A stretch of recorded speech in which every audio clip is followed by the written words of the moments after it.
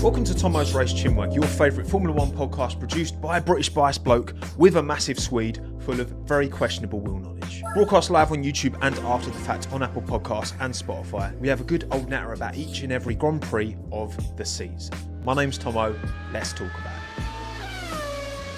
Good morning, good afternoon and good evening. My name's Tommo. Welcome to my post-race CHINWAG for the 2025 Spanish Grand Prix. And I'm joined by Minton. He's here. All right, the boy wonder. Also, apologies for the hair's not doing bits at the minute, but couldn't be asked to put a hat on. Should we talk about Spain? Should we talk about what just happened? Because it was a race. You can certainly call it a race. If you're here in the live chat, get on the poll. Give me a race rating out of 10. And I've given you 4 options. Still only 4 options on YouTube Live. Although they have added this new thing, like a community thing on YouTube, where basically there's like a leaderboard. The more posts you post, the higher you are for some reason. So there you go. YouTube adding features to the live streams. Who knew? Not me. Not as like, this is my job. It's not, I should know about these things beforehand. They just chuck them on, and we'll deal with it. But I mean, it's actually seems quite a nice little addition. So I'm satisfied with that. Are you going to wiggle or are you going to settle? I think he's going to settle. I'm feeling like he's going to settle today. So yes, race rating out of 10. 360 of you have voted. I'll give you a little bit more time to get your vote in around Catalonia. The penultimate Catalonia probably. We're going to get it next year. It's not fully confirmed next year, I believe. But we're almost certainly getting it next year. But then it looks like Madrid's going to take over the slot from 27 onwards. Like I said in the pre-race, I like Catalonia. It delivered a decent race. There's only one real overtaking opportunity, to be honest. But it's enough, It's enough. You only need one. That's what we say about Monaco, right? We only need one, okay? The hair... Right, if you're going to keep commenting on my hair, I'm putting a hat on, okay? Fine. I'll put a hat on. There we go. All right, happy now? I had a hat just in case. Just in case I was getting roasted too much and my fragile ego can't take it. So, race rating out of 10. 7% of you have given it a 9 or higher. 39% of you have given it an 8. 41% of you have given it a 7. And 13% of you have given it a 6 or lower, 6 or lower. So, it's averaging out about 7.5. You lot have given it about 7.5 out of 10. Okay? There you go. The hat's on. Not very well, but that will do. And, well, for me, my race rating out of 10 for the 2025 Spanish Grand Prix was an 8. I enjoyed it, okay? I think before the safety car shenanigans at the end, it was probably still even a 7, even though it wasn't super wheel-to-wheel. You obviously had Max and Red Bull going for the 3-stop, everyone else the 2-stop. There was a lot going on and I was enjoying it. There was a lot of overtaking more down the field, to be fair. But if it had just ended as it was going before Kimi Antonelli broke down, I think I probably would have given it a 7. Maybe a 6, maybe a 6.5. But I don't do halves on this. But I think probably I would have given it a 7. So then the safety car craziness at the end, a lot went on, which we'll get into. For me, it's an 8. I'll give it an 8. I'm happy with an 8. What's your rating, Minton? You got a rating? No. Not interested. I mean, Lewis had a bad race and he's a Hamilton fan because ham is his favourite food source. So he's not happy. Okay, he's not satisfied with that one. An 8 out of 10 from Tommo, even with an Albon DNF. I know, right, Techno Andrew? I know. I'd forgotten about that, but thank you for reminding me. Alex couldn't have had a worse Grand Prix. And Williams got through 3 front wings. Like, as in, yeah, they broke 3 front wings. 2 on Albon's car, 1 on Carlos's. Not good. But yes, the race was very good, actually. I very much enjoyed it. I had a good time. Even though lap 1 shenanigans didn't go crazy like we were thinking. Max got the move done on Lando, but Oscar got a great start and kind of led it and didn't have too much pressure on him. We didn't go 3 wide, as Max was kind of joking about going into it. And yeah, it was a race, and there's a lot to get into. There is a lot to get into. So lock in, get comfortable. We're going to be here for a while. I reckon this is a good 90-minute. I reckon we're going to be here for a good hour and a half. And I think, do you want to go? Do you want to go down? I think you're getting a bit fidgety now, mate. So go on, you go back to bed. Yeah? Go on, you can go to bed. There we go. Just takes himself off. Go on. Bye. Love you, mate. Good lad. Right. Okay, let's get into it, shall we? Starting with, and again, just a reminder to anyone here, if the stream starts buffering, then give it a refresh. That should fix it. And when I'm half screen, I'm not going to interact much with the live chat. When I go full screen, I'll be more chatting to chat, okay? You can chat amongst yourselves, and then I'll jump in and out, you know what I mean? Right, so, quality results. First of all, on Saturday, Oscar Piastri put it on pole by just over 2/10, which was crazy that is the biggest pole margin so far this season. Oscar Piastri. It was exactly, I've got it down here, 0.209 of a second. Oscar Piastri took pole. And that's the biggest gap of the season, which just goes to show, in qualifying, it's super tight. The whole field spread in Q1 from Oscar to Yuki in last was like 8.5 tenths. Crazy. I did look actually. So 8.5 tenths was the, like I say, full field spread in 2025. You go back to 2022, start of these regulations in Spain, 0.85 of a second was P1 to P12, I want to say. And now it's P1 to P20. So, you know, if you're a little bit off it, you're out in Q1, you know what I mean? It is proper close in quali. F1 is absolutely delivering in qualifying at the moment. It's just a shame that as the quali gaps have got closer and closer, the dirty air's got bigger and bigger. And we saw this play out in the race, didn't we? Because I'm jumping ahead a bit here, but so many cars had to settle in during the race and just open up like a 2.5 second gap in front of them. Otherwise, they're just rinsing through their tyres. There's no value in running within a second of the car in front of you unless you're going to get a move done. And if you can't, well, then you've got to pull back and then hold fire and try to go again. You know what I mean? So, yeah, the regulations have giveth, but they have also taketh away. You know, it's kind of worked on both ends. But yes, a McLaren 1-2 in qualifying. See the flexi wings going into this. I've thumbnailed this around the flexible wings, which there's been a lot of anticipation going into this round 9 that the flexible wings are going to be, mix up the pecking order. Will it have changed performance on the cars? Of course, absolutely. But in terms of relative pecking order, did we see much change this weekend that couldn't be explained by other things? And we'll talk about Sauber in a minute, because they did have an upgrade outside of the flexi wing change. In terms of the competitive landscape, no, I don't think it really changed anything, especially at the front where obviously it's most important, most prevalent, because that's what we're drawn to, right? We look at the front and those are the most interesting positions. Of course they are. Right, so anyway, Piastri, Norris, 1 and 2. Piastri was on it all weekend, quickest in FP2 and 3. Lando was quickest in FP1, but Piastri got the job done on the day. Max Verstappen, George Russell set the exact same time, but Max had it first, so he got P3 ahead of George Russell. P4, Lewis Hamilton. P5, Kimi Antonelli. P6, Charles Leclerc only did one run in Q3, which meant he had a fresh set of mediums at the end of the race. So he chose to only do one run, which actually paid dividends massively. Or did it? Actually, maybe it didn't, because Charles was actually really happy with his race at the start, but less so at the end. But that's by the by, I guess. Pierre Gasly, P8, clutch in the Alpine, which has no engine power relative, right? It's down on power. Catalunya is a very power-sensitive track, and Gasly delivered the goods, so fair play to him. Hadjar top 10 again in qualifying, and Fernando Alonso on home surf, rounding out the top 10. Then Albon, Bortoletto, Lawson, Stroll, Behrman, Hulkenberg, Ocon, Sainz, Colapinto, Sonoda. That was your qualifying 20. Obviously, Yuki going out in Q1. The margins are so fine now. You know what I mean? It's, again, 0.85 of a second. Split the entire from 1 to 20 in Q1. And it wasn't enough for Yuki to get him through, and he was pretty satisfied with the laps as well, which just goes to show he's still not up to speed in that Red Bull car. And then Carlos Sainz going out in Q1 as well is obviously disappointing given their recent performance. They haven't done well in Spain as of late over recent years.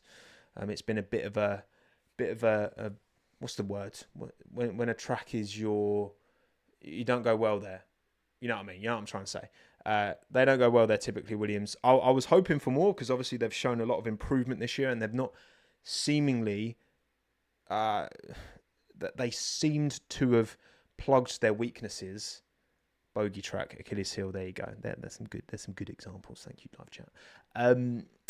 Yeah, and they haven't. This is kind of weakest track seemingly of the season so far for Will.i.am's, unfortunately. So, is what it is. Right, so that means we have more qualifying head-to-head data that we need to add to the big spreadsheet that I'm putting together this year. So, after 11 of 30 qualifying sessions so far this season, including sprint qualifyings, this is the standings. These are the average qualifying deltas.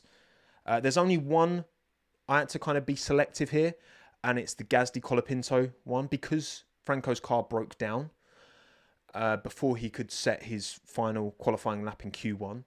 I didn't see it fair to include Gasly's second lap because they'd already set 2 laps, Colapinto and Gasly, earlier on in the session, and Colapinto actually went quicker. And I think that is the more fair comparison because it's not Colapinto's fault. He couldn't improve on a track that had, more performance on the track, right? Because track evolution, etc., etc. So I've decided to compare the lap where actually Colapinto went quicker than Gasly because I think it's a more fair representation. And you might not like it, but that's okay. Okay, I'm just doing it off my own judgment here. Otherwise, though, just comparing all the standard laps of all the drivers this weekend. So the biggest gap on average remains to be Verstappen, Tsunoda. It's come down a little bit, but still 0.778 of a second. Then Alonso, Stroll, 0.314. Then Gasly, Colapinto, 0.301. Russell, Antonelli, 0.278. Hadjar, Lawson, 261. Leclerc, Hamilton, 184. Albon, Sainz, 141. And then Hulkenberg, Bortoletto, 111. Ocon, Behrman, 109. Piastri, Norris is still the closest, but only just 0.103 of a second on average advantage, Oscar Piastri. So those bottom 3, it's a 10th. Albon, Sainz, 10th and a half. Leclerc, Hamilton, close to 2. Hadjar, Lawson, 2.5. So it's coming together, and I think this tells you more than the head-to-head stat. The number of head-to-heads. I don't think that really informs us much. That's why I'm keeping track of this season, because I think this is a better, more... I think we learn more from this. But there's still a long way to go. Still 19 qualifying sessions left this season, so we'll see how it plays out by the end. Okay. So, the race then. What isn't there to talk about from this Grand Prix? Of course, Oscar Piastri converted the win, P1 to P1. Well done, Oscar. Very clutch, very good off the start. I say clutch because clutch control off the start was excellent, and it was clutch to get it done. When there's a lot of pressure going into turn 1 at Barcelona, it's a long run. We saw what George did last year. It's a long run into turn 1, and he got his ankles broken by Charles Leclerc this time out, didn't he, George? That was a really good move from Charles. And Charles took P3 in the end as well. Big performance from Charles. Given qualifying was a struggle, but also he chose to not run another lap to finish P3 in the end. It's a good day in the office. Very good day in the office. George Russell, P4. And then your eyes do not deceive you. That is Nico Hulkenberg in a Sauber in P5. What a result. What a result for Nico.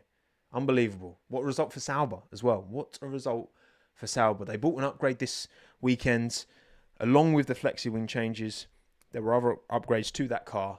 And Nico was gassing that up last week, hoping for something good. And look, he delivered lap 1. Nico's lap 1 was unbelievable. So good. Made so much progress early on in the race, didn't he? And 3 seconds behind the podium. Oh, really? Damn, Alex. That's painful. Please, we need to get Nico on the podium. Audi, don't be washed, please. Just make an unbelievable engine and make it a Bortoletto Hulkenberg title fight in 26, please. Lewis Hamilton, P6. A very dejected Lewis Hamilton after this race. He was not happy. He was way slower than Charles at the start. According to Fred, I believe he did have some damage, some floor damage, but it's impossible to say. Well, I don't know where he cops the damage. I'm not sure. And to what extent that affected performance, it's very hard to say. But Nico did have fresh softs at the end, which helped him overtake Lewis. Lewis was on the used softs, but even then, tough. And if the stream's frozen, by the way, anyone, just give it a refresh. Apologies for that. It happens. Nothing's happened on my end, but it does on yours sometimes. It's a shame. I'm moving soon, so. Right. Isaac Hadjar, again in the top 10. Isaac is doing an unbelievable job.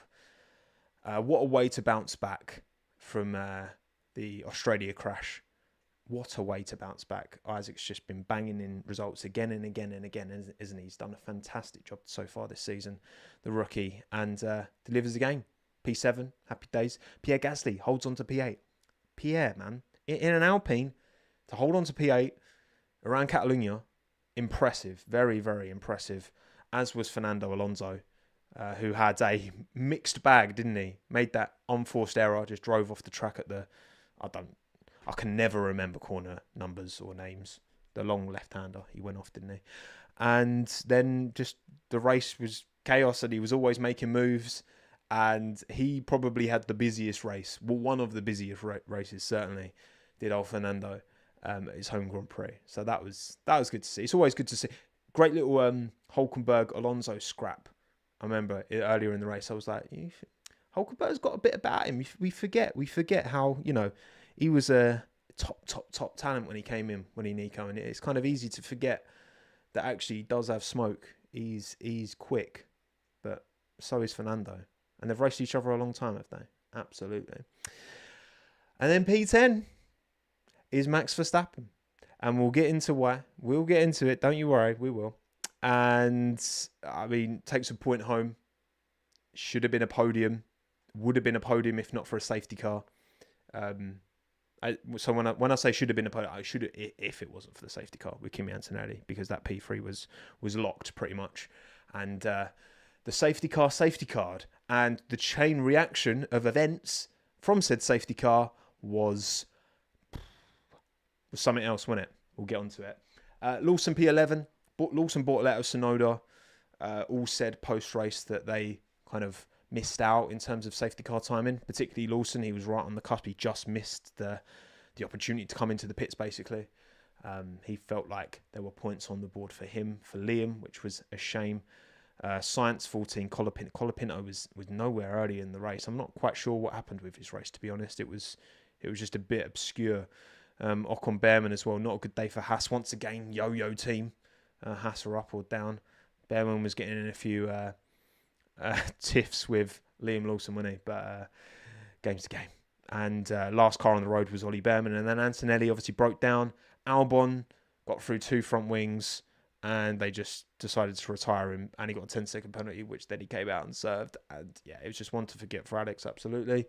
And Lance Stroll did not even start the race, did he? Did not even start the race. Now, this is interesting, actually. We'll go straight onto this. So, my understanding regarding Lance Stroll is why he was not competing is because of hand injury. However, and this is... Remember in 23 when he had the operation on his hand, and the reports were that it was to do with that basically, and it's been something an injury he's been feeling for a while, and now he's doing something about it. And obviously it's a shame because Felipe Drogovic could not jump in the car because he hadn't done any practice sessions and he hadn't done qualifying. So it's not allowed basically. You can't have someone just jump in for the race having not done practice or qualifying at least, which is kind of opportunity missed, right? So you think, it's obviously a shame for Lance, but if this thing came up and out of nowhere, you know what I mean, or it was giving him discomfort and then it became a problem after qualifying, fine. However, then I saw this article from Andrew Benson on BBC Sport, which is a very, Benson's been about for the longest time, a very legit source. Stroll misses Spanish GP with injury after losing temper. And basically, the TLDR of this is that, let me find a bit here. Asked to confirm if Stroll lost his temper in this way. An Aston Martin spokesperson said Lance was upset. And basically it says, Canadian is said by sources to have damaged equipment in the garage and sworn at team members after being eliminated at the end of the second qualifying session, in which he was half a second slower. Now, I very much doubt that Andrew Benson, senior F1 correspondent for BBC Sport, would put this onto print without these sources, whoever these sources are, being very, very, very valid. Now, again, experiencing pain in his hand and wrist. Look, I'm just giving you the information. I don't know how much of it was him, getting aggy after qualifying and causing problems and then hurting himself, or was it the injury beforehand? I'm just saying that this is what's being put in print. So make of that what you will, as far as I'm concerned, because I'm sure we'll find out more in good time. I hope so anyway, because if it is the latter, then that doesn't reflect very well on Lance, does it? Anyway, those are the race results. Happy days. Lovely jubbly. So, driver standings are affected in this way. Piastri extends his lead at the front now. Still 10 points to Lando. So, still not much in it at all. Only 10 points, but then big drop down to Max Verstappen now. 137 for Max, which is a 49-point gap to Oscar Piastri. Big gap now. But still a long way to go. But Max, that 10-second penalty did not do him any favours in terms of points, did it? Dropping him down from P3 on the road, /P4, to, kind of depends how you look at it, to P10. So a lot of points lost from Max in Spain. And then Russell, 111, Leclerc, Hamilton, 94. 71. In terms of position changes, obviously Hadjar jumps up here. He's now on 21 points. Hulkenberg jumps up significantly. He's on 16 now. Is Nico. And then Alonso gets a couple on the boards, which is cool. Love to see that. That's about it in terms of positional changes. And then team standings, obviously McLaren extend their lead, 362 points. They're almost 200 points ahead of Mercedes already. Oh, wait, hang on. This is wrong. Don't look at this. This is wrong. This is incorrect. Let me actually update it. No. You know why I know this is wrong? Because when I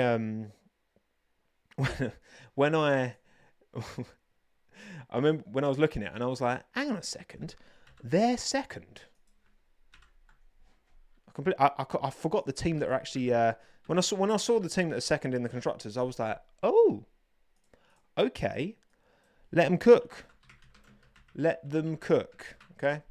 So let me just. I can fill for time. Mercedes MG. There you go. You can go there. I can fill for time while I'm just updating this graphic. Don't you worry. It's a professional organisation here. We are always on it with the graphics, even if it means wasting your time. I mean, maybe take this time to don't deserve it, but drop a like on the stream, comment. Tomo doesn't know what he's doing. Oh dearie me. Okay, right, here we go. Right, just any second now. Just got to save it as a PNG, and then hang on. It is number 6. I've got all my PNGs numbered. If you don't know what PNG is, then Photoshop ain't for you. Right, that should be updated now. We updated? Let's have a look. Bash. It's like nothing happens, So I'll say that again. McLaren are almost 200 points clear of Ferrari in second place. 362 to 165. And then Mercedes on 159 and Red Bull Racing on 144. You know what as well? I got so caught up in moving Sauber up from last to 8th now on 16 points, joint with Aston Martin, but a better best result, that I just forgot to change the rest. So, just game's the game. It happens, okay? A classic law moment, It wouldn't be a TOMMO'S race CHINWAG if there wasn't a law moment, okay? This is what we do. Okay, right. And also, final bit of results this weekend. brief little look at F2 and F3. Camera secured the dub, the win, in Formula 3. The Ferrari Junior doing a very, very good job, looking very, very quick. Ominously good camera. So we'll see. In the Trident, he's been doing bits this year and won again. So keep an eye out on F2 next year. Maybe one for the future. And then, and talking of ones for the future, we know Red Bull hold Arvid Lindblad in very, very, very high esteem. And he converted pole position Friday, to the win in the feature race. So big points for Arvid Lindblad. Puts him third, I want to say, in the Drivers' Championship. And then it's still done on top. And then Browning? I can't remember who's second. Is it Browning second or is it Vasseur second?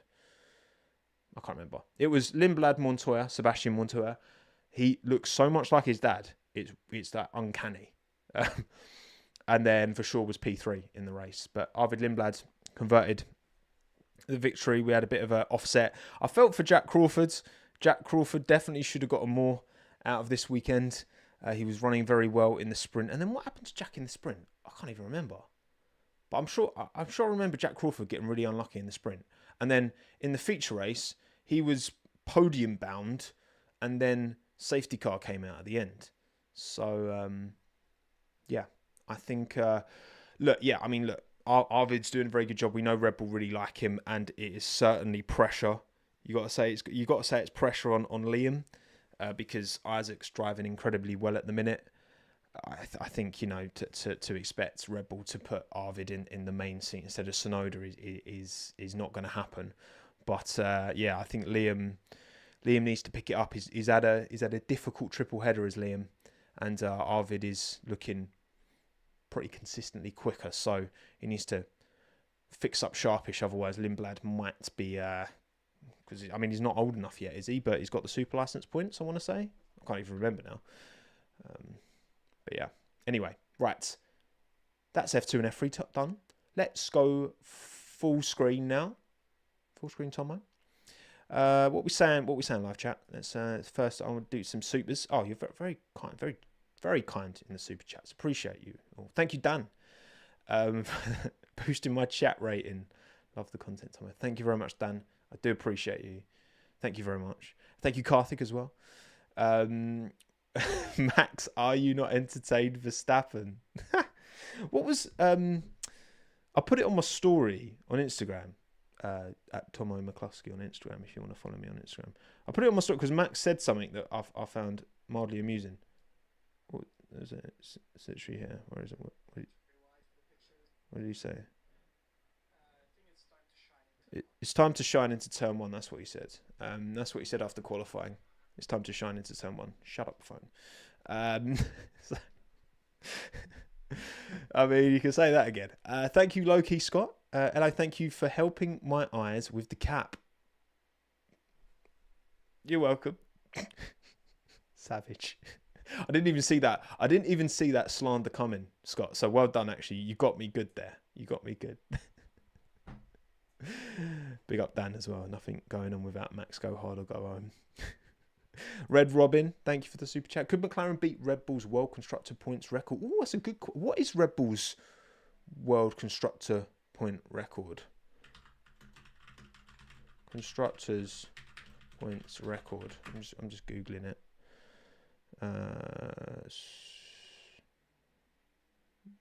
Oh wait, that's in total. This is total. Are you talking total, or are you talking in a season? I guess you're talking about in a season. In a season. What's it say? In a season. 1,000? No. 860? Red Bull. This is the AI overview. Red Bull Racing's record for most points in a single season is 860, achieved in 2023. Yes. Yes, absolutely. And even more now after seeing how their competitiveness has, and again, I said this, prior on the pre-race CHINWAG, like, you can't make a complete judgment on things because we don't know how much of it is because Catalonia and the track characteristics compared to other circuits we've raced on, but this has probably been McLaren's, not their most dominant, because they're pulled, I mean, even Australia, right? I mean, the gaps they were pulling before the rain fell was scary. But like qualifying 1-2, race 1-2, like it's big. It's a big deal, you know what I mean? So yeah, I think they could beat Red Bull's well constructed. I don't see why they wouldn't, to be honest, because McLaren 1-2s feels like it's going to be a pretty dumb thing for the rest of the year for me. Thank you, Ethan, for the super chat. Funniest thing was a Red Bull call to swap positions wasn't even needed. /FIA said they wouldn't have given a penalty, so Red Bull have truly fumbled. Yeah, we'll get onto that. I've got the document primed and ready, Ethan. But yeah, you're not wrong. You're not wrong. Thank you, Mr. Hoppy, as well. Can't shake the feeling that I, as a Norris fan, should resign to the fact that Piastri will most likely win the World Drivers' Championship. I mean, look, Lando needs to, you know, you watch that qualifying lap back and Lando makes the mistake coming out of the long left-hander as a snap. Oscar gains most of his time to Lando there, little bits in the kind of final sector as well. In race pace, I think, you know, they're pretty even in terms of race pace, but yeah, I mean, I back Oscar more in wheel-to-wheel racing, and I back Oscar more now, ironically, in consistency, which was Oscar's, you know, downfall last year. I think now he's just, yeah, he's just always there, you know, and he can clutch the lap up when it's needs to be done. And look, Lando did the business in Monaco and clutched up when needed. Oscar's not the complete package, and I think there will still be times Lando beats Oscar. But over the course of the remainder of the season, who's going to come out on top more often? It is trending in Oscar's favour, but I wouldn't give up all hope, Hoppy. I would not give up all hope, because Lando is an incredibly talented racing driver, and if he can just find a way to build a bit of momentum, and it's still not a bad result this weekend. It's not a bad result. The job was ultimately done on Saturday. It's not a bad result. Just keep plugging away. He's definitely got a chance. Thank you, Adnis, as well. Is this enough proof that 2+ stop races are always better? Make them mandatory or engineer them in with tyre allocation, and we fix Monaco later. Yeah, mandating a 2-stop is not enough, clearly, to fix Monaco. We've seen that now in the flesh, and I was definitely wrong. I thought it would do more than it did. But yeah, I mean, the more stops, especially when you have offsets, that's the thing. When you had Max and Red Bull going for the 3-stop, everyone else going for the 2, you've then got to do some passing on track. You've got that little bit of, something could happen here, you know? And what it does as well is when you've got these offsets, if, you know, a red flag comes out, if a safety car drops, then it's more, typically, it's more, it creates more chaos, I guess, than if everyone's on a 2-stop and the safety car comes out. If you've got some people on a 3, some on a 2, and a safety car comes out, it's gonna, because then your position is going to be more stretched. You know, your position is going to be more ahead and then behind, because Max was leading the race, obviously, but of course he was, because he was going for a 3-stop, so he was pushing harder on the tyres, etc., etc. So, yeah, I think a 1-stop is always a stinker ultimately, like not literally, but any way that these tyres can make it so that at each, and there's a reason we have 6 compounds, you know, there's a reason that we don't just have a soft, medium and hard, a C1, C2, C3. There's a reason we've got a 4, 5 and 6 as well. But yeah, we still too often get a 1-stop.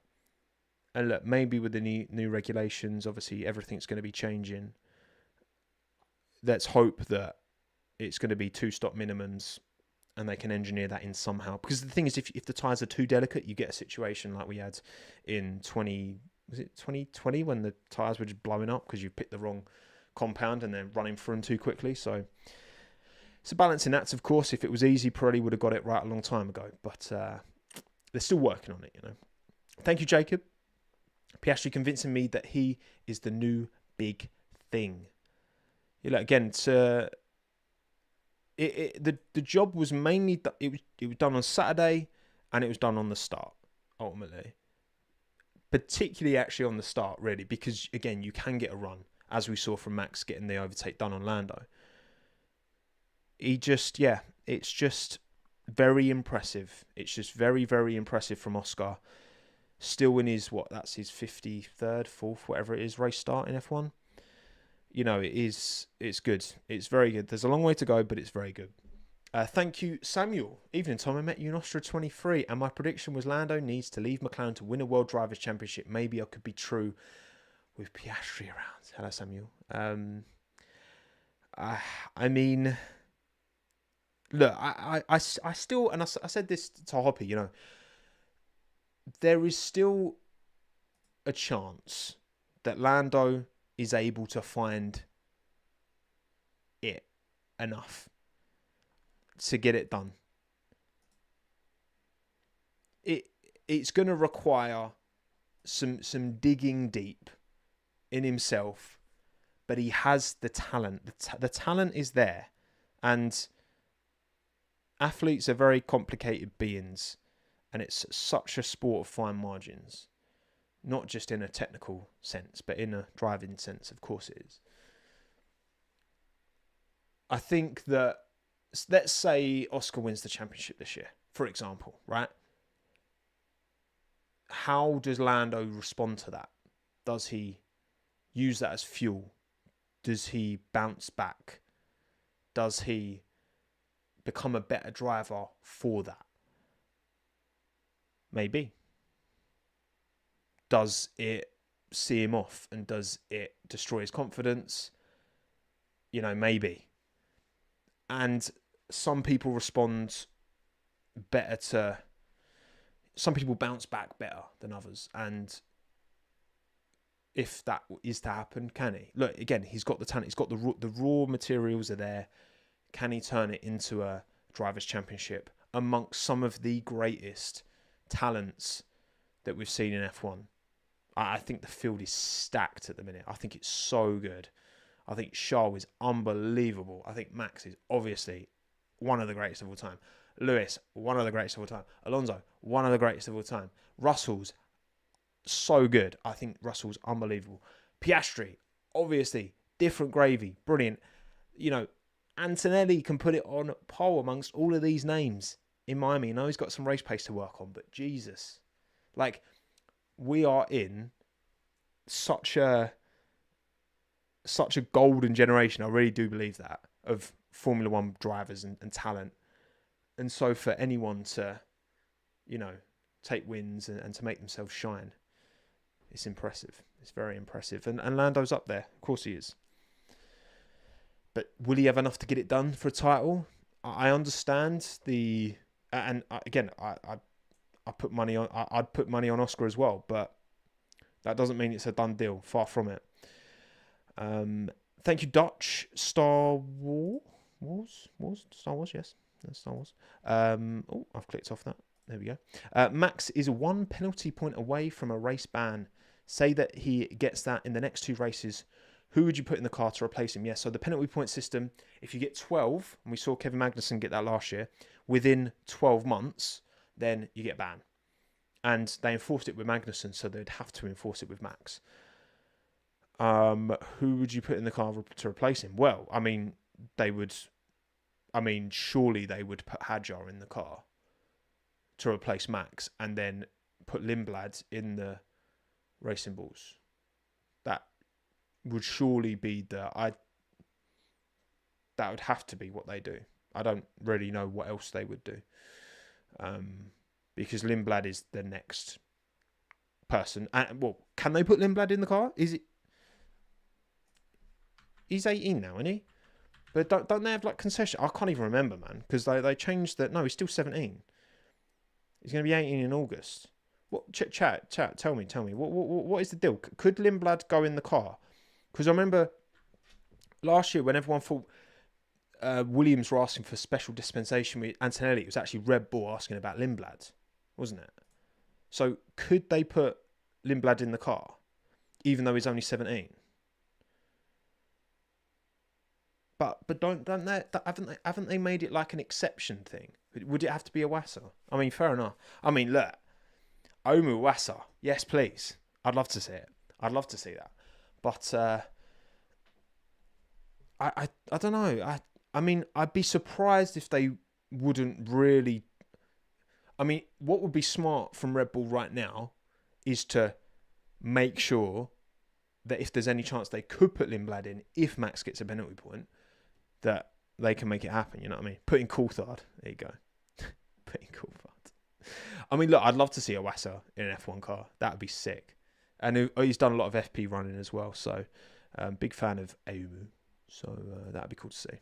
But I'm sure they will want to put Lindblad in and try and get special dispensation. Which, I mean, you know, Antonelli is a college kid bringing his mates to, you know, the track. Like, I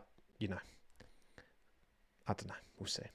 We'll see about that. Thank you, Lowell. How long do you think before we start talking about Hadjar replacing Yuki? The consistency is simply lovely. Look, I think there's no point replacing Yuki now. Like, whatever happens, even if Yuki's performances stay at the level they are, there's just no point, is there? Because we've seen enough now that whether it was Pierre or Alex or Liam or Checo or Yuki, you know, like, none of them have been anywhere close to Max. None of them have been averaging even within half a second of Max, and that is enough now to basically put you out in Q1. So I don't think it'd be any different with Hadjar. And I'd like, with all the evidence we've seen, I don't think there's any value in putting Hadjar in the car. I think the value is keeping Hadjar in this situation that he is now, where he's thriving, allow Yuki the chance to embed with the team, and then hope that the 2026 car is a more drivable machine. That's the way I see it, because Red Bull can't rely on Max on being there forever. And right now, if they don't have Max in that car is low end midfield. It just is, isn't it? So it's like, I don't think putting Hadjar in instead of Tsunoda does anything to change that situation. I think they just need to get to the end of this season and just get as many points as they can and get as high as in the constructors as they can, with basically just Max bringing in all the points, and then hope for the best next year. Hope they get a car that Max and Yuki can drive in 26. That's what I think. That's my opinion. It's tough seeing Yuki struggle, man. It's tough. Thank you, Dan, as well. They need to have Nico on comms for every race, not afraid to voice his opinion, and brings much needed energy. I would miss Martin, but not too much. I think Nico Rosberg is amazing on the comms. The thing is, he can ask the questions that only a world champion can ask, you know? And like, outside of Max Verstappen and Lewis Hamilton, he is the most recent person to win a world title, which is crazy to kind of think about, isn't it? I think Nico's so good on the comms, and again, he can be cheeky. You know, he can get away with it, because not only does his opinion carry a lot of weight because he's been there, done that, but he's been there, done that so recently amongst so many of these drivers. He's younger than Lewis, you know? It's easy to forget about. So I love Martin, got a lot of love for Martin, but Nico also is top tier. I completely agree. Thank you, Lyle, as well. For the record, I think Hulk is the perfect second driver for Red Bull. Why not? Oh, God. just no. So that just is he? Like, I don't know. I don't even know anymore. Like, I just. Oh God, this is just the one thing I just didn't want to happen with Yuki jumping in that Red Bull, and it's what is seemingly happening right now, which is tough to watch. And thank you for the super chat. I'm sorry I can't read your name. I think it's in Japanese, I want to say, but thank you. The fact that Alonso went off, pitted to change the tyres, came out behind everyone and finished P9 is amazing. He's 43. He did an unbelievable job. He did a very, very good job, even though he made a very un-Fernando Alonso-like mistake, but he recovered well. And what happened to Williams? Yeah, I mean, again, their car just doesn't seem to work around Catalunya, is the long and the short of it, innit? Just doesn't seem to work around Catalunya. Thank you, Lucas. I still think Charles should have got a penalty. I'm assuming you're saying about him and Max kind of touching down the straight. I completely disagree. I think that is it's literally a racing incident. It's literally two cars basically going in. And I know Charles said after he was kind of hoping to trying to squeeze Max a little bit, but it's like, yeah, that's not a penalty. I'm sorry, I don't think that's a penalty. To me, it's very much like the Sainz Perez one last year in Baku. And I know obviously that turned into a big accident, right? But there wasn't a penalty there.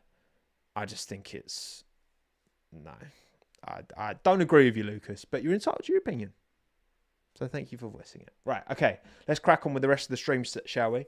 Because we have got some bangers and clangers to reflect on, haven't we? Starting with mine, and my predictions were a bit off, weren't they? Charles Leclerc race win was always optimistic, and no, didn't happen. Banger drive Carlos Sainz, no. Had a very difficult weekend, especially after qualifying. That did not go well for him. Clanger drive Kimi Antonelli, no, it wasn't amazing, but he was running, with George, quite a few seconds behind George, but he was up in the top 10, and obviously his car broke down. So definitely worse performances out there. Banger team Scuderia Ferrari, no. Charles recovered well, but Lewis is struggling. No, it's still not. It's still not a banger, is it? It's not a banger. Ferrari aren't banger team. Like, I could have maybe given myself half a point, but that felt reaching. So I'm going to say no. Clanger team Mercedes, half a point because your car broke down. And again, not very good. Where's the Mercedes reliability we're so used to? So half a point for me out of 5, and for you, I've given you 1 out of 5. Race winner Max, no. Banger drive Fernando, half a point. He did drive off the track on his own, which was an L, but he did put in some very, very good moves. Very exciting Fernando Alonso. I'll give you half a point. Clanger drive Colapinto, I'll give you half a point again. There were bigger clangs, more significant clangs, but also it wasn't great. So half a point. Banger Team Williams, no, absolutely not. You almost deserve minus points for that, not going to lie. Clanger Team Alpine, no, Gasly P8 to P8. Converted the P8, So, well done. You got 1 out of 5. I mean, it's a victory for you, but, I mean, are you really going to celebrate that one? I don't think you should. So let's talk about actual bangers and clangers, shall we? Let's get into it. My votes and yours, starting with banger driver. Now, there were many very good drives, and obviously I'm weighing more on the race. I'm including qualifying. I'm taking that into account, but obviously Sunday performance is the most important thing. A shallow victory, Bailey, but a victory nonetheless. And Gasly, P8 to P8, very good. Hadjar, top 10 to top 10. P9 in quali, wasn't he, to P7, very good.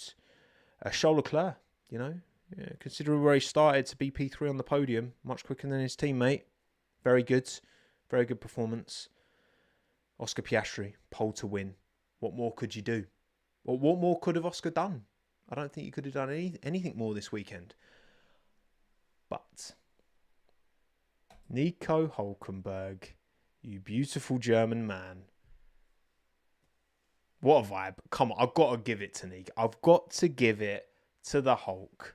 P5 in the Sauber, the green tractor passing the red tractor down the straight to take P6 at the time, which then became P5 with Max's penalty, off of Lewis Hamilton. Nico Hülkenberg, bravissimo. Well done. Superb. It's great to see him performing at his best. Look, Nico definitely could have done a job in a top team. Now, what you said Red Bull earlier, right? Second seat. I don't know. I think that's a very different situation. But yeah, Hülkenberg definitely could have done a job in a top team and almost got the Mercedes seat, didn't he? He was, if Lewis hadn't gone to Mercedes, it was, actually no, that's not true. Yeah, no, sorry, it's true. Yeah, if Lewis hadn't gone to Mercedes, it'd have been Hulkenberg. He was a second pick because Ross Brawn spilled those beans. So well done, Nico. Proud of you. Well done. Smashed it. But you lot, 2,049 of you, for your banger driver, you went with Alex out. No, you didn't. You went with Nico Hulkenberg. 81% of the vote. Vamos, or whatever that is. What's an equivalent to Vamos in German? Got any Germans in the live chat? Equivalent to Vamos? Equivalent to yay? Although actually no, actually, you know what? I'm gonna not say what you lot are saying. Oh no, a few of you said Jawol, because I don't want to say anything that's going to get me cancelled in Germany. Jawol Hulkenberg, Jawol. Okay, yeah, it is risky, gloomy. That's what I mean. I don't want to get in trouble. You know what I mean? So, Jawol, yeah, Jawol. Okay. 9% of you went Oscar Piastri, 6% of you went Charles Leclerc, and I mean there was no meaningful vote for anyone else apart of those three. So, well done, Nico Hulkenberg. Very good. You read it as yeah. Well, I'm just going to move on from trying to speak German. Clanger drive. Ooh, okay. My clanger driver for the 2025 Spanish Grand Prix is Max Verstappen.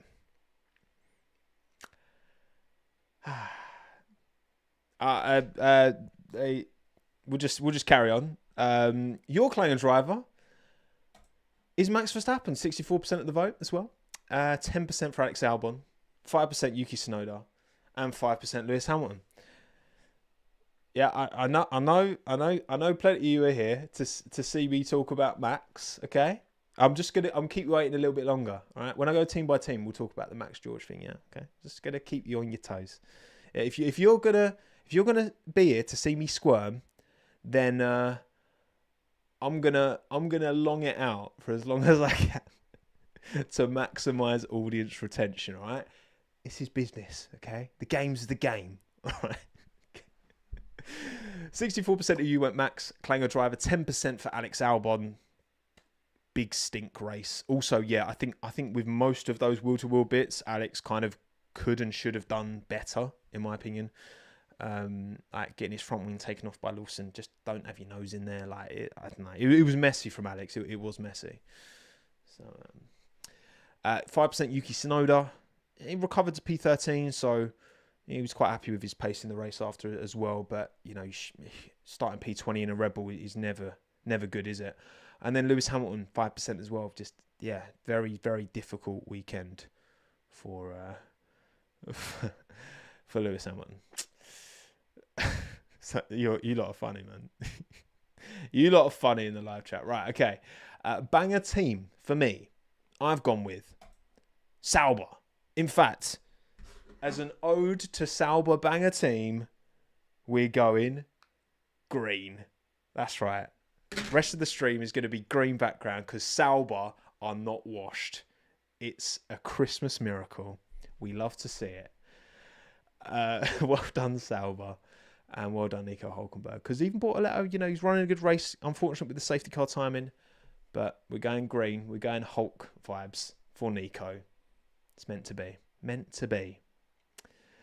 One hit wonder. I hope not. But if it is, Zian, if it is, then we're going to celebrate it, this one hit, while it's here.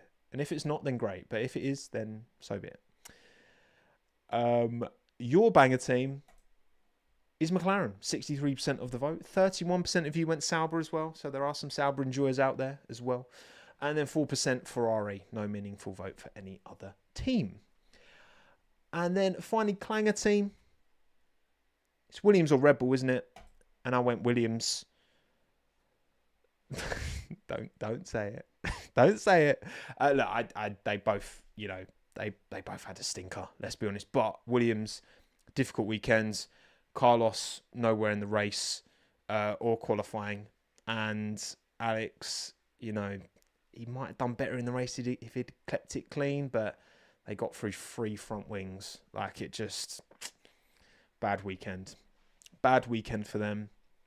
And your clanger team is also Williams. So you're also working for Red Bull now, because clearly that's the only reason you go for Williams instead of Red Bull, right? 46% of you went Williams, 40% of you went Red Bull, 7% of you went Haas, and 3% of you went for Alpine. Okay, there we go. Bangers and clangers.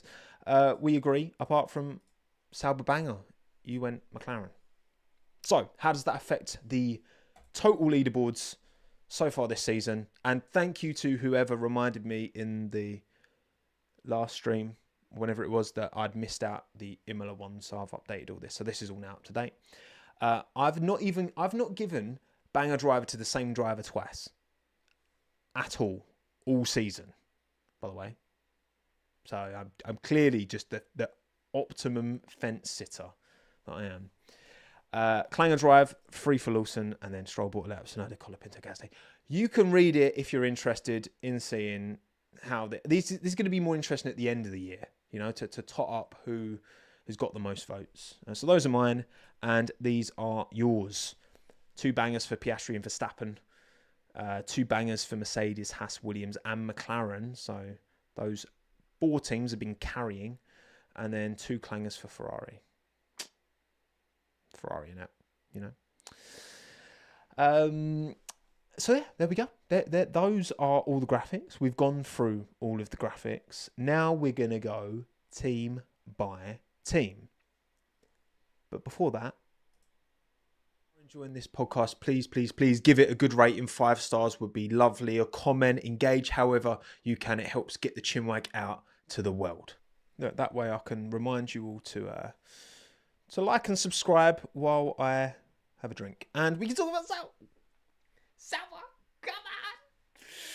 come on. Not washed.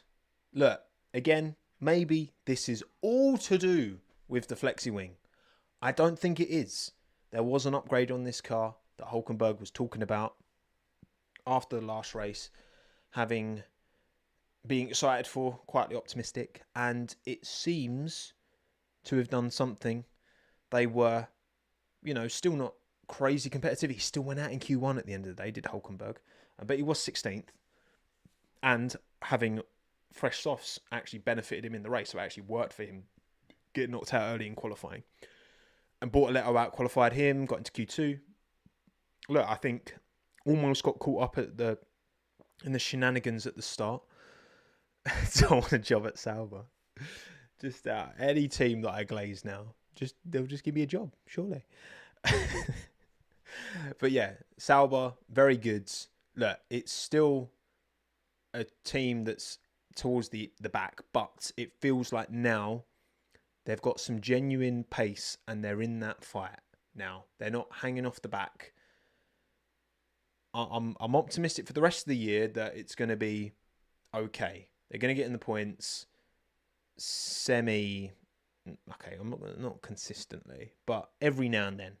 I think they've found something. I'm confident of that. And yeah, I think it's big for Bortoletto to get a qualifying dub over Nico.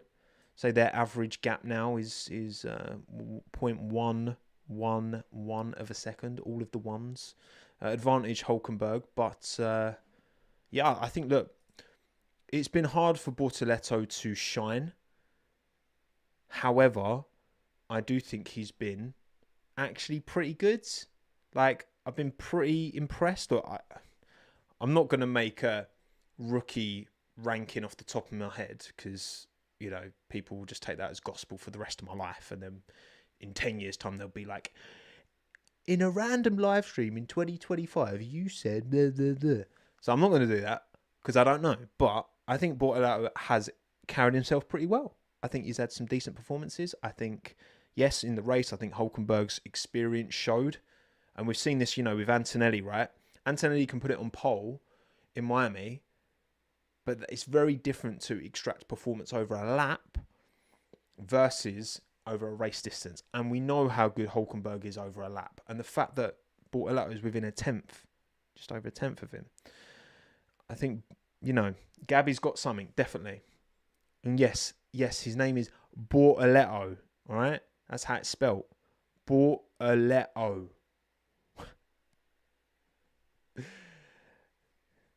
I didn't even know I said it weird, but I mean, I must do because you're always telling me how to. So yeah, hopefully, I said Bortoleto too many times. Bonotto has, you know, sprinkled his magical hair dust. Dandruff, I guess that would be. Anyway, well done, Sauber. Happy for you. Alpine. Yeah, again, Gasly, better than expected in terms of performance, buzzing off that PSG victory clearly, as was Isaac Hadjar. Yeah, good, just better than I thought they'd be. Still last in the constructors, so that's something. And yeah, Colapinto. Look, I mean, objectively, Colapinto has not been any better than Doohan. Now, you know, Doohan had pre-season testing. He had Abu Dhabi last year, and he had 6 Grand Prix. So, you know, Colapinto that shouldn't be a surprise. Question is, will Colapinto get up to speed? Will he be given the time?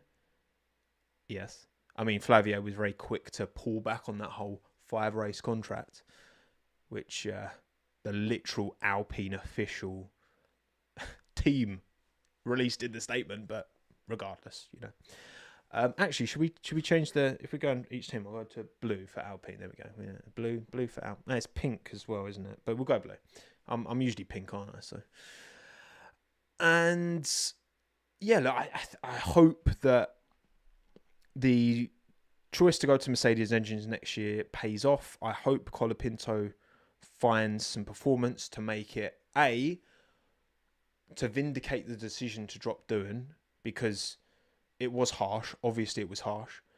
However, if Colapinto can get really close to Gasly and do well, then you can then look back on it and be like, all right, it was harsh, but it was fair. Right now, it's looking harsh and not fair, but he's only had 3 Grand Prix, whatever it is. So, yeah, I hope it's vindicated. And also, yeah, I think Colapinto is a great character.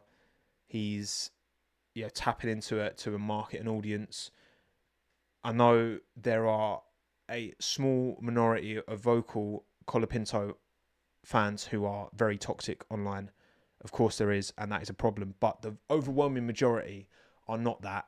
And, you know, I think Argentinian representation in F1, I'm all for it, right? I'm happy with that. So, yeah, let's see. He still needs time, of course, but he has not hit the ground running, not in the same way he did when he was at Williams. And that is, I guess, my concern, because he did jump into that Williams and was immediately quick and kind of competitive. He hasn't had that in Alpine. That could be for a multitude of reasons. I don't know why, but, you know, his first 3 races at Alpine haven't been as impressive as his first 3 races at Williams, is kind of what I'm saying, basically. Ferrari. Yeah, again, look, I was hoping the TD would make a big difference to Ferrari. Charles Leclerc finishing 3rd is a good result, but competitiveness-wise, it's not really changed much, has it? And I think this is kind of where Ferrari are. It's the same, different order, but same podium as last week in Monaco. I mean, any Lewis fans in the chat, it is concerning. Like, now that the season's kind of in its stride, we've had, you know, 9 rounds now. Obviously, Lewis got the sprint win in China. Charles just feels a lot more comfortable now. Like, I feel that Charles was pretty unhappy with the car at the start of the year, and it took him a few races to get his feet properly under the table and feel, you know, that he can get the most of him out the car. In fact, I need to change this to red now, don't I? There we go. Look, Lewis has always worn his heart on his sleeve. So much expectation, so much coverage going into this move, and look, qualifying was always going to be the thing that I was most worried about. And actually, so their average qualifying gap this season is 0.184 of a second. Advantage Leclerc. That's fine. That's actually probably a bit better than that is a bit better than I thought it'd be. I thought it'd be more like 3/10. Now, obviously, there's still a long way to go. But averaging within 2/10 of Charles Leclerc is not bad. The problem is I was expecting Lewis's race pace to make up for it and be closer to Charles. Now, a lot of this is going to still be to do with a new car that he's getting used to, a new power unit he's never used before, new race engineers that obviously we hear a lot about his relationship on that side of things. Look, the most optimistic viewpoint I can have really is that, look, this year is going to be a very learning year for Lewis, learning about the team around him, learning the Ferrari way, the cultural differences to, being at McLaren and Mercedes, to then set up for a 26 push and hope that Ferrari have nailed the new engine. Because there's not really much talk about the Ferrari PU for 26. There's a lot of expectations the Mercedes is going to be quick, and fears around, other teams not maybe having the performance. And I've not seen much talk about the Ferrari PU. But yeah, so I do think that I do think. Oh, and by the way, Javega, you counted the second run of Lewis's qualifying with the first run of Charles, so it's not fair. No, but Charles chose to not do a second run. That was his choice, so I'm happy to include that. If a driver can't do a second run because their car breaks down, I won't include that. But if they choose, Charles made a choice, so Lewis deserves to win the qualifying head-to-head for this race because Charles made a choice to not do a second run. That's why I'm including it. Yeah, so look, I think that's the most optimistic view. I'd love to see Lewis turn it around and be on fire in 26. It is more hope than genuine expectation. Yeah, it's tough seeing him struggle this much because he had very, very little to say after the race and has had very little positive to take out of this triple header, sadly, which is a shame. And just disappointed, honestly disappointed with Ferrari. Like this now with the TD changing and McLaren still being miles clear, like for Ferrari to have changed so much with this car coming into this season, to have basically wasted so much time, clearly, because you don't change, whatever Fred said, 95, 99% of the car, whatever he said, to change so much of that 2024 car coming into 25 and being where they are is objectively a howler. It's a massive L from Ferrari. So that is resource that they could have banked and put into the, development for 26. And they didn't. They chose to put it into changing 90 whatever percent of the car coming into this season. And, they might get second in the constructors. That's probably the best thing they can hope for. Unless Kimi Antonelli finds some race pace, in which case that might be tricky. So, yeah, I think that tough day to be a Ferrari fan. To all my tifosi out there, I'm sorry. I'm sorry. Baby Ferrari, Haas, bad weekend. Not much to really write home about. Ollie got P12 in quali, didn't he? Or was that in Q1? Yeah, I mean, they're up and down. Not got much to say. Ollie got in a few scraps, didn't he? Ocon was... I barely saw Ocon all race. Like, barely at all. That's what Haas are, unfortunately. They are a team that can occasionally do something cool, interesting. They had Ryo Hirakawa in the car in FP1. I don't have much to say about Haas this weekend. It's kind of more of the same. You just don't know where they're going to be. Bit of a yo-yo team. But that they are running on a budget compared to the rest. So fair play to them for still being semi-competitive, still being sixth. No, not sixth, seventh now. Racing Bulls jumped ahead of them in the constructors. But yeah, pretty non-existent. So I'm not going to waste your time. Racing Bulls again. Lawson, felt pretty hard done by post-race. Did Liam? That safety car timing was just out for him. If it had come a little bit earlier, it would have clutched up for him, but it didn't in the end.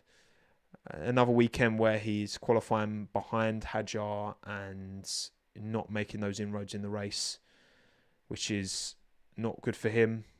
I've got to say, got a lot of love for Liam, but he needs to find some performance because, again, while Arvid's out here winning feature races and, it's tough. And we know Red Bull's approach to juniors, they will be cutthroat if they feel they need to be. So, yeah, I really do hope Liam finds something because, I said it at the time, I thought it was incredibly harsh. Like, dropping him after 2 races, it's so harsh.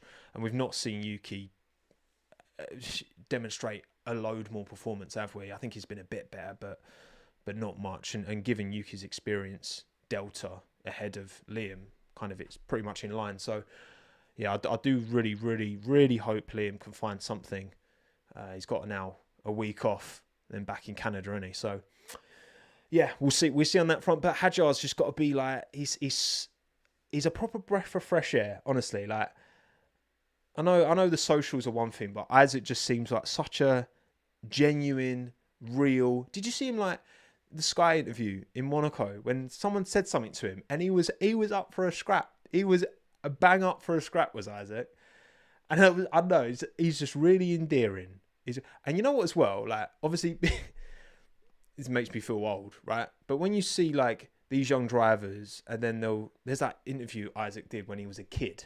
And it's actually like, I'm used to seeing like, you see a driver when they're a kid, like when Lewis was a kid or Fernando was a kid, and it's all grainy and like, because it's dodgy quality TVs. But you got Isaac who's like a literal child, and it's like 4K Ultra HD. Maybe not that much, but I'm like, geez, this new generation coming is so young, and it makes me feel so old. I'm just projecting here massively. I'm just having a rant basically. I'm just not accepted that I'm 32.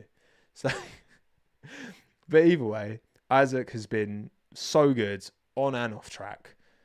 Just very real, very genuine. And I really hope that, look, again, I don't think putting him in the Red Bull is the right move. Definitely not. I think you need to give Yuki the rest of the year. Absolutely. But I hope that, from what Isaac has shown, he should have a long career in F1.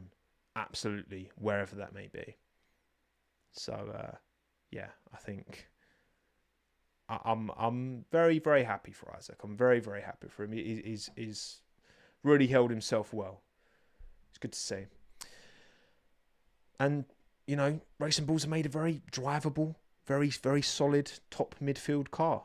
They're a better car than I thought it would be, and better driver performances than I thought they'd be, to be completely honest with you. McLaren. Obviously, Oscar takes this one. 2/10 to Lando in quali and converted in the race. Lando put almost 2/10 on Oscar in Monaco. Was it like 0.17 something, I think? So, look, I think it's gonna go both ways at times, but I still feel that there's more, I've got more belief, and I think there's more evidence to suggest that Oscar is going to do enough relative to Lando to finish the season on more points. But a lot can happen. We saw the Mercedes PU in Antonelli's car blow up today. That can easily happen because obviously they run Mercedes engines as well, right? And regardless of that, technical unreliability, bad pit stops, there's a lot of variability. There's a lot of factors going on. But look, McLaren are in a situation now where they can just let the drivers race because the constructors is done. And I think that, You know what I say about like in 2007 where Fernando and Lewis were tripping each other up and then Kimi won the driver's title. McLaren like to claim that they're only interested in the constructors. But we all know that's not true. Of course it's not. Like, these teams can talk about constructors all they like, right? But that's not what people remember. No one remembers that Ferrari won the constructors in 2008. They remember that Lewis Hamilton won the driver's title. Have I got the numbers right? Yes, I have. Yeah, because Lewis almost won it in 2007, but didn't. You know, of course it's important to McLaren that one of their drivers wins the driver's title. Now which driver, I agree, I don't think they care. As long as one of them does it. And so far, they've kept it very, very amicable. And fair play to them for keeping it amicable. And there's been, odd chances. Lando put that move on Oscar and Imola. Like, there's been opportunities where it could have got a bit, but all in all, they've kept it clean. So they've not got anything to worry. There will be something will happen. It's inevitable. Something will happen, and then it's like, how do McLaren manage it from there? And while nothing is happening, then okay, I can accept let them race. I think if the Red Bull was giving Max a more consistent competitive package, if the Ferraris were up there, if Mercedes were up there, and when I say up there, I mean like able to win races, then I think the attitude is probably a bit naive from McLaren. But in their current situation, where it does feel like more often than not, I mean, they are, over the breadth of races that we've had, they have the best car, absolutely, across, short, medium, slow, medium, high speed corners, overall, on average. But yeah, I mean, it's great entertainment as well, just letting them race. That's what I want to see. And if this now becomes a McLaren fight for a driver's title, then let's hope that both of them can keep bringing it, because that's what kept the sport alive, basically, in 14, 15, 16. It was the fact that Lewis and Nico were scrapping. So let's hope we get some of that if Red Bull and Ferrari and Mercedes can't find something, because it feels like those three all need to find something to be able to really fight with McLaren on a consistent basis for the rest of the year.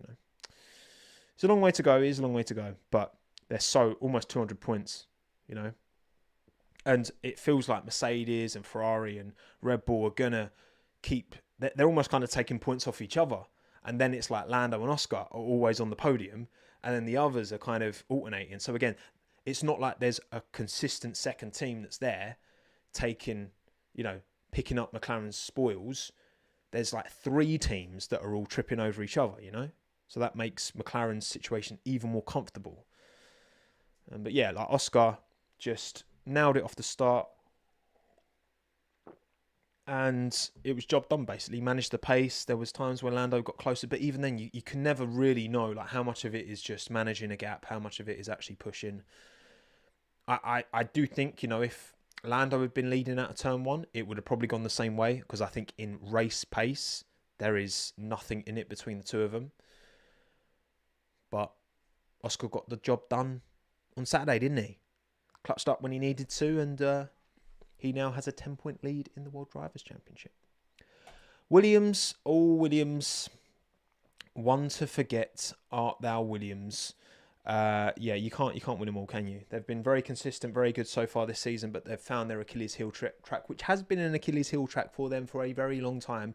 I was very hopeful that this new age Williams, you know what, that's not going to be a bogey track for them anymore. They're going to be cooking science at home, lovely jubbly, out in Q1.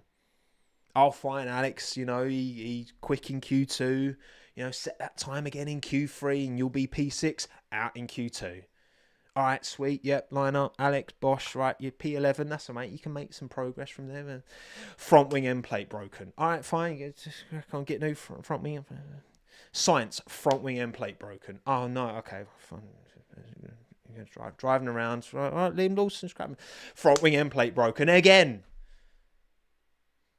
So that was autopilot there, man. It was just a day. There's nothing more to say, is there? Very impressive so far this season, Williams, but this was not their day. Hopefully for them, they've got all the bad luck out of their system. And, I mean, Canada, Alex, Williams, they're good around Canada. I reckon science will be good around Canada as well. So they'll be back at it, I reckon, in Montreal. But, yeah, not one for them this time out. Not one for them. Mercedes. Yes, Antonelli's car broke down. Wasn't overly happy. The high temperatures were always going to be a problem for Mercedes. Basically, if it's really hot, McLarens are definitely going to be quickest. If it's really cold, Mercedes are probably going to be quickest, but probably McLaren still, but maybe Mercedes. And it was roasting in Spain. So, yes, not much more I don't think either driver could have done. Now, George did get absolutely, like, he got mugged by Charles on that first lap. I wish they'd showed a replay of it sooner. But, yeah, George should really not have let Charles just break his ankles on that one, should he? It's that we've said it time and time again. It's Mercedes. You know, they'll have to consider this regulation cycle a failure, absolutely, given the standard that they're set for so long. And look, Kimi's you can tell he's got it. He's definitely a star, and he's got a lot of work to do on his race pace and his race management and all that. But you know, they've got someone very, very special, and I think George is. I do think he's there. I think if you give him the package, he will fight for a world title. But yeah, I mean, it's not enough. It's too little, too late. And George, yeah, he'll be consistently up there. You know, not quite on the podium this time out, but P4 in the end. He'll be consistently up there, and I just really hope that they give him, and I'd love to see George in a title fight, man. He's got the attitude, he's got the ego, he's got the character, you know. Yeah, you see these characters. Max is he's a real character. Alonso, Hamilton, these like real personalities. I think George, like, love him or hate him, I think he's very Marmite, is George, and I've really warmed to it. I think he's great. Like, he's so funny, and he's like Partridge at times. It's like, it's jokes. I really like George. I've really warmed to him, and I just think he's just, because he's just himself. He's not like maybe he plays to the character a bit, but like, that is him though. The fact that he plays to the character is what makes George so funny, I think. But there you go.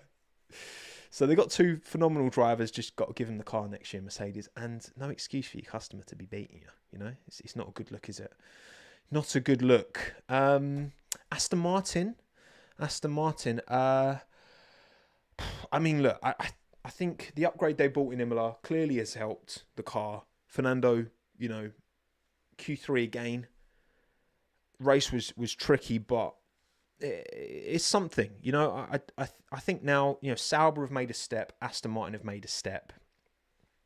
Again, maybe Stroll, you know, didn't race because of his injury that he already had, or maybe it was because he was, you know, apparently, you know, doing madness in the garage after qualifying. But look, I think Fernando has still, like, race-wise, he's so good in wheel-to-wheel, and like, he was having scraps left, right and centre, and I just love watching Fernando race. He's probably my like, in terms of wheel-to-wheel combat, he's probably my favourite driver to watch in those instances, because he's always, I think, fair, and he always leaves the space, and he gives and I just want to see Fernando Alonso doing this. That's all I ask for, you know. Or that one. Yeah, you can't see my arms, but you know what I mean? But mainly that one. That's what I want. One of them, right? Bring that out. That's all that's all I want. That's all I ask for in life. Just one of them. Do it, Fernando. If he wins a race, what is his celebration going to be? It has to be that. Please. But yeah, otherwise, not a shame to not see Drogovic get an opportunity. A shame for the Aston Martin mechanics. So obviously they bring two cars, couldn't run one, and yeah, obviously I hope Lance, gets better soon. Again, the situation seems to be there's conflicting reports about it, so I don't know, but we'll see. Yvonne, he's not too old to do that celebration. No, absolutely not. There is no way Fernando Alonso is too old to give one of them. All right, no way. I refuse to believe it. And then finally, Red Bull Racing. Obviously Yuki. Qualifying, just last in qualifying, and he was fairly. He said afterwards, he was fairly kind of satisfied with his laps, and then P13 in the race, an okay recovery. Maybe he could have got more if the safety car wasn't a thing, but yeah, not one to write home about. We're still waiting for Yuki to kind of have that moment, and it's like there's been odd practice sessions where he's looked good, and then it's just not pulled it together, and we'll see. And then obviously Max P3 in qualifying. You're waiting, ain't you? You wait. P3 in qualifying. Great move on Lando at the start, and then obviously the 3-stop. You could see he was running through the tyre at the start, so yeah, it made sense to go for the 3-stop, and it was actually before the safety car. It was looking all right. It was looking good for P3, wasn't he?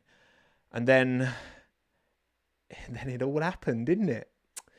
And then it all happened. Right, okay. So I've got a few things prepared here. I know this is what you've all been waiting for. And in fact, what we're going to start with is, if you open up screen share, and you can see, look at this, look at that face, look at that, look at where I've stopped this. This is unbelievable. So this is my video that I released 5 days ago. 5 days, says down there, 5 days ago, okay? Just going to put desktop audio on.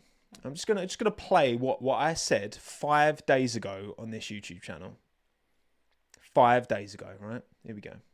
And Max, look, I've been saying for the longest time that Max is the best driver in Formula 1, and I still believe that. And sometimes the moves he pulls I don't agree with, and that's fine. I have my opinion and my objectivity as a fan, and I see no reason why I'm not going to continue talking about the sport in the exact same way. Like, you know what? When I shut up, Tom.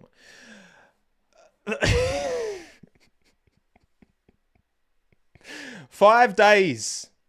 5 days ago. And already we've had Max do what he did today. 5 days. Just, oh, for God's sake. Okay.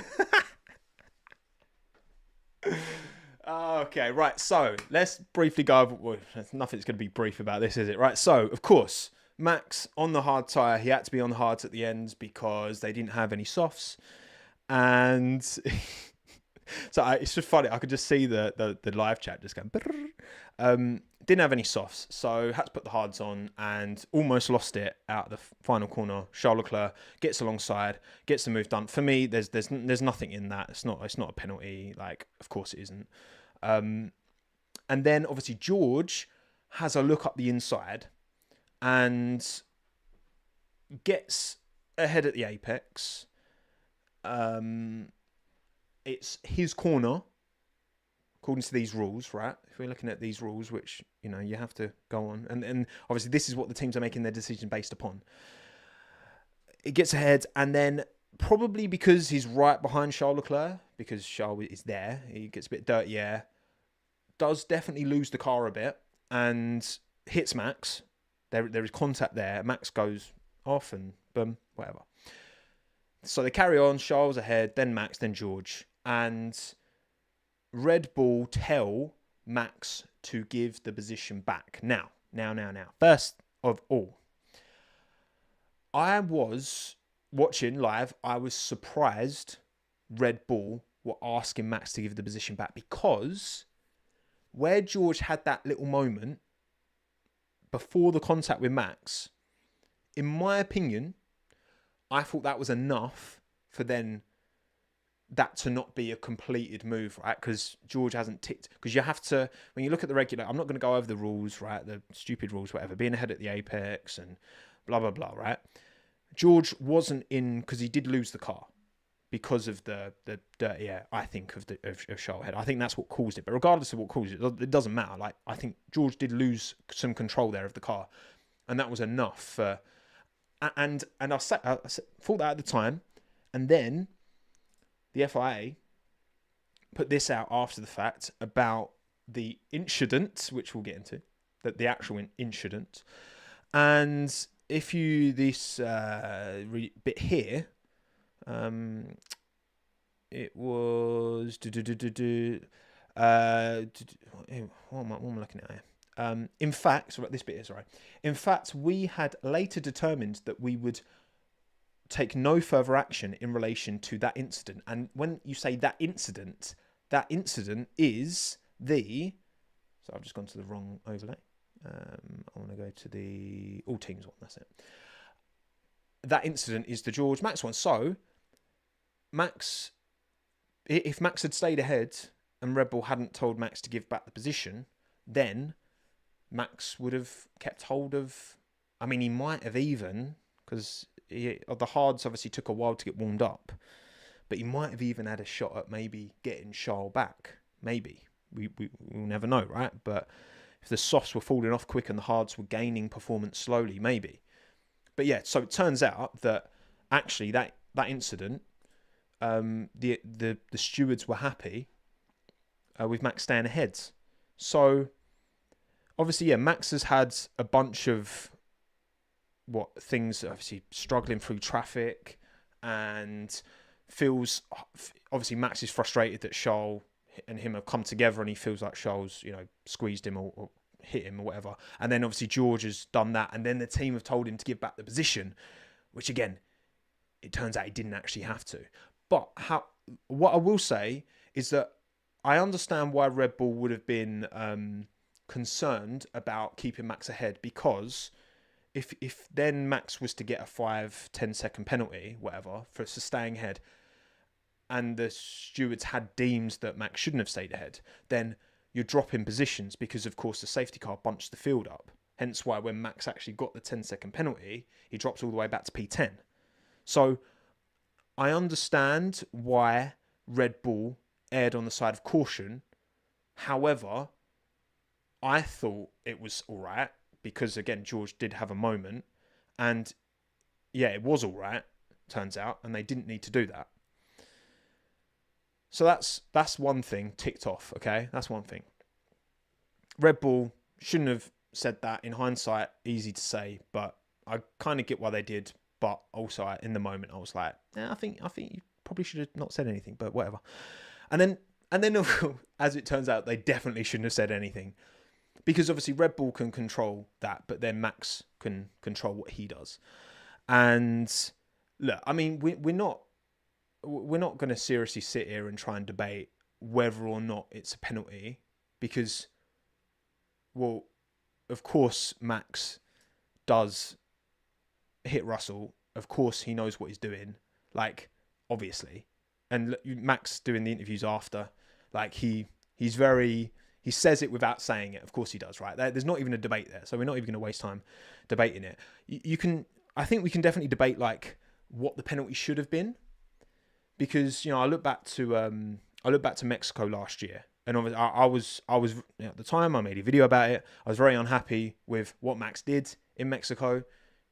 Cynically taking back that position, cutting the corner, forcing Lando to get out of it. They would have crashed if Lando hadn't got out of it, to stay ahead and to do that. And for me, in that instance, that was Max being very calculated, ultimately choosing to, right, I can take a penalty here, but I'll be able to hurt Lando's race. And ultimately, it played out. In this instance, it was much more of a... Well, clearly, like, I don't think it's a moment that, if Max could play that back again, he would do the same, because he's dropped like 6 places and got 1 point. And yeah, all right, he was entitled to feel frustrated, but that doesn't then allow him to be able to do that. And like it, again, it's clear as day what happened.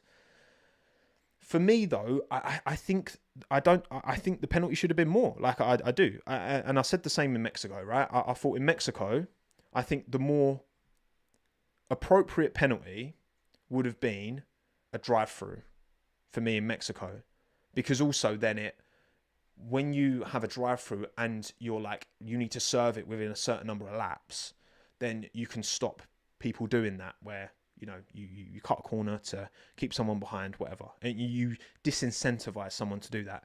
In this instance, I also think it should have been that. However, obviously, because we were so close to the end of the race, I don't think they could have given a Max a drive-through, or even if they could, fine.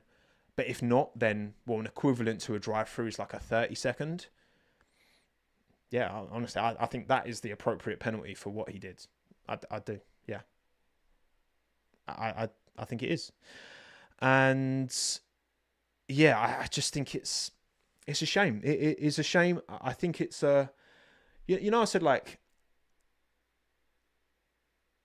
last year, and I always quote that interview Max did with Lawrence Barretto, and he's like, I'm always, what's it word for word? He's like, I know exactly what I'm doing. Like, I'm always in control. Like, I'm paraphrasing here, right? And again, looking at Mexico last year, I think Max was fully in control, knew what he was doing. It was calculated. In this instance, there's nothing calculated about what Max did. I think he just lost his head in the moment. And I think he'll be disappointed looking back at that. He's lost a bunch of points in the championship. And I know it's a long shot because the McLaren is the car with the advantage, but yeah, he's cost himself big time there, and it's a shame. Look, no one's perfect, right? I think you look at all of the greats, Senna, Schumacher, Prost, Hamilton, Clark, list goes on, right? And everyone's got weaknesses, and I think, and even last year in Hungary, when was it even last year? What was the year when Max was really fuming on the radio in Hungary? Was it last year or the year before last? Whenever it was, right? I think that, he got so wound up on the radio that I think it did affect his performance, and he had the contact with Lewis.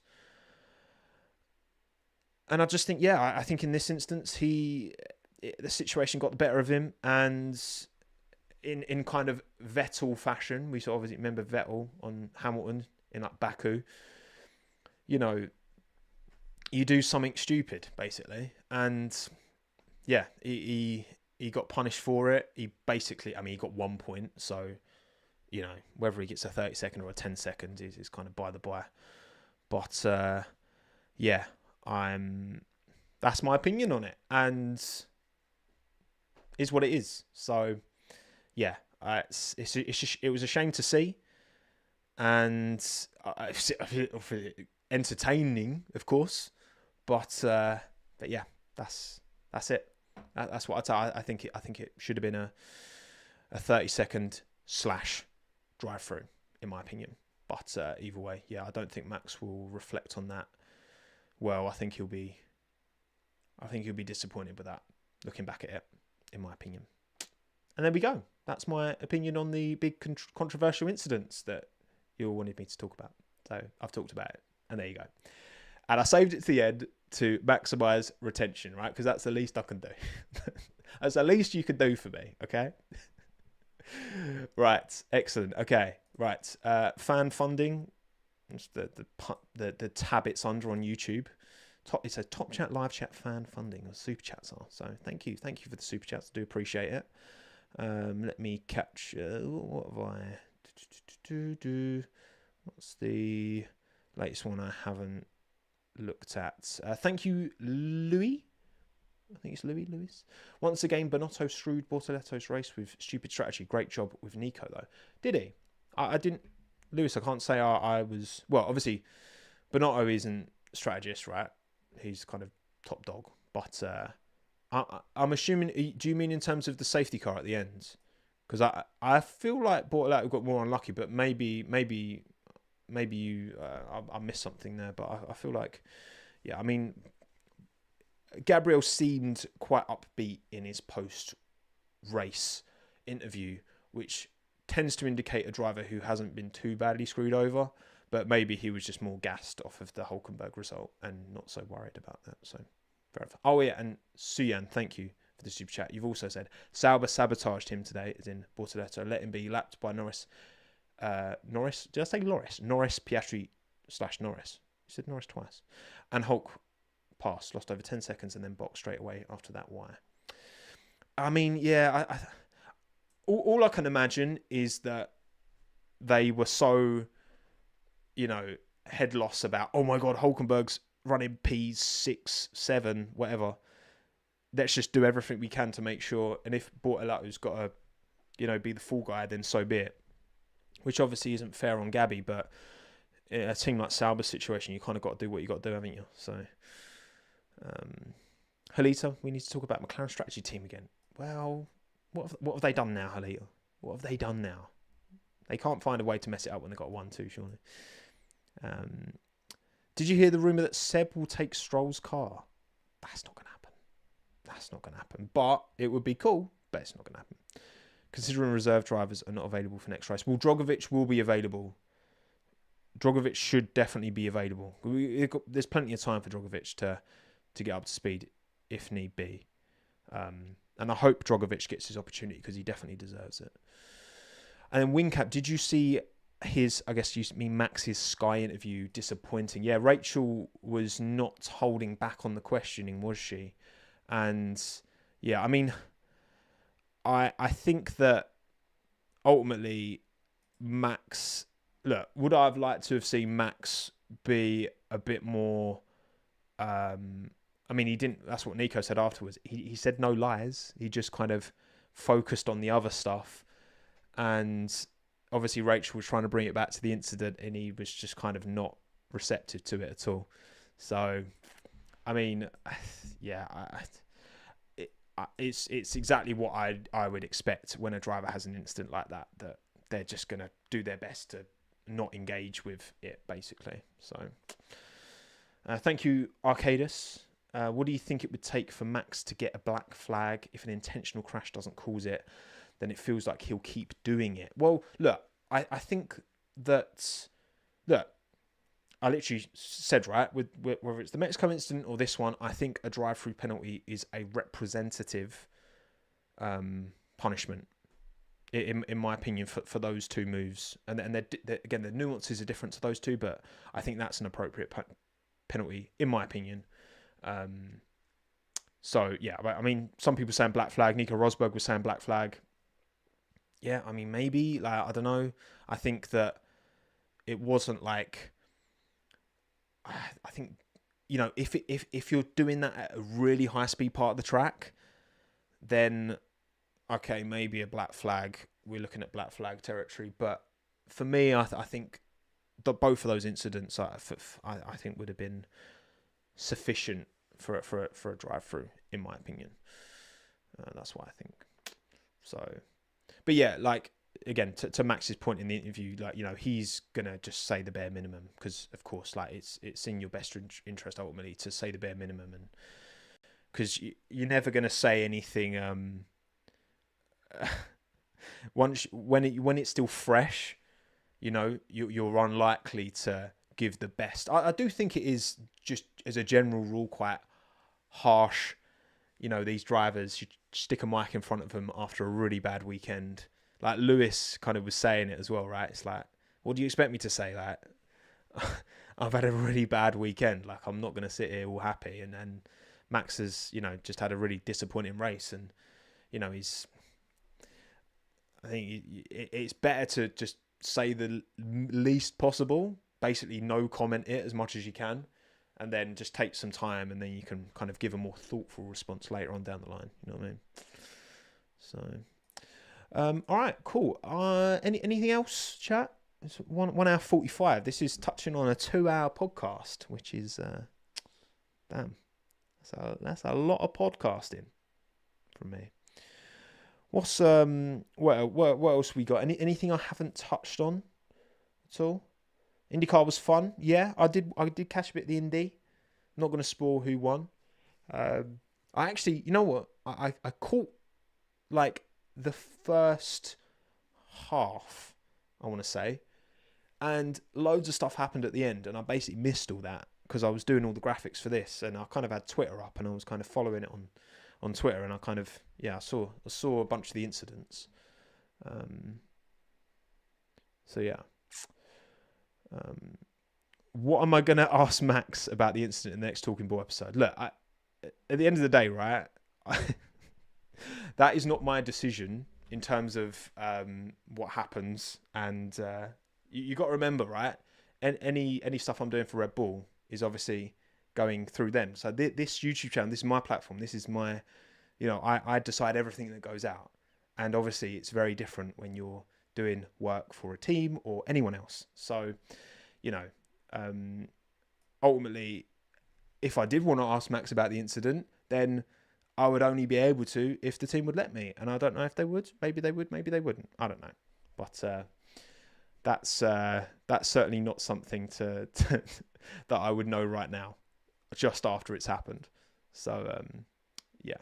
But I should hopefully I'll get an opportunity this year. I'd like to think I will to shoot something with Max, which would be cool. Hopefully I can get something for the channel as well. That'd be amazing. Just like they gave me access to Liam. Obviously I've done stuff with Lando and Oscar on here as well, and Ollie. So if I could add Max to the list of Tommo YouTube channel guests, then that would be obviously amazing. So, but we'll see. That's a long way off. So, Drogovic is supposed to do Le Mans. He is, but of course he will choose F1 over Le Mans because we know that he is determined to find his way back in, or find his way in at all. So we'll see about that. Quiz. I actually thought about the quiz. Got to be honest, the quizzes have struggled in terms of viewership.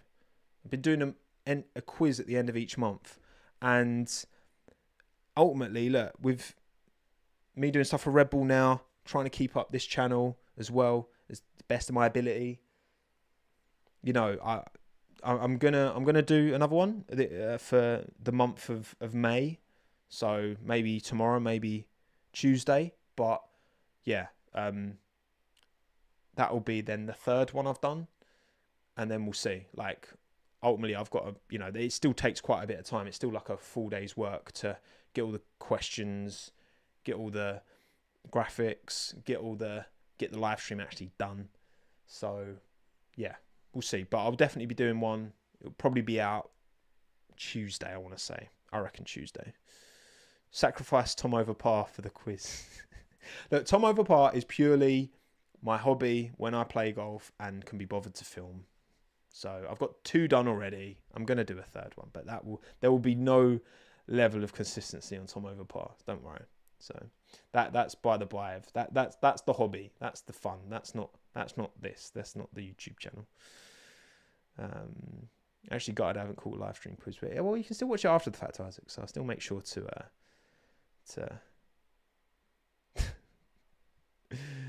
get it done. Right. Okay. You know what? I think I'm going to wrap this up. So thank you all for joining. Appreciate you all taking the time. Please don't forget to drop a like on the stream, subscribe, rate, comment. Look, like I said in my intro video, right? Just because I'm going to be doing work for Red Bull this season, I'm not going to allow that to change the way I talk about the sport, because, if I'm not going to be open and honest, then I might as well just stop uploading on this YouTube channel. I'm going to call it as I see it, and I think I'm always fair, and you don't always have to agree, and that's fine. But yeah, that's the way it's going to be. So I hope that we've had a test. We've had a big test straight away. Thanks for that, Max. And I hope that in your minds I've passed, because that, again, there's no point if I'm gonna change the way I'm gonna talk about teams just because I've done stuff with other teams as well, right? It's not like I've never worked with an F1 team before. I've been super lucky to be able to do stuff, but I'm here for the sport, beyond the teams, the drivers, they come and go, but But yeah, let me just check I've not missed any super chats. Super. I think I've caught them all. I think I did catch your chat about Seb taking Stroll's car, but I don't think that's going to happen. Hopefully Drogovic, if Lance isn't back ready, will get his opportunity. That would be lovely to see. And yes, also the XP thing on the live chat. It's Waled. I can't read the full name for some reason. Don't know why it's not letting me. That's annoying. Waled has won the community leaderboard for this live stream ahead of Patrick and Kane. Shout out Kane. Kiwi Kane. You can see it, pal. But yeah, thank you all, honestly, so much for taking the time. Thank you for supporting me on my channel and being able to do what I do for a living, and enabling me to get opportunities working with teams and working with Red Bull this year. It's going to be really good, really cool. Got a lot of cool stuff planned, and it wouldn't happen if you didn't give me the platform that I have. So I really do appreciate it. Now I'm going to go catch the end of the golf. I don't know who's winning. Probably Scheffler, because he's inevitable, right? And get this all uploaded to Spotify, Apple Podcasts, and the rest. So I'm done. My name's Tommo. Thanks again. Have a good one. Ta-da.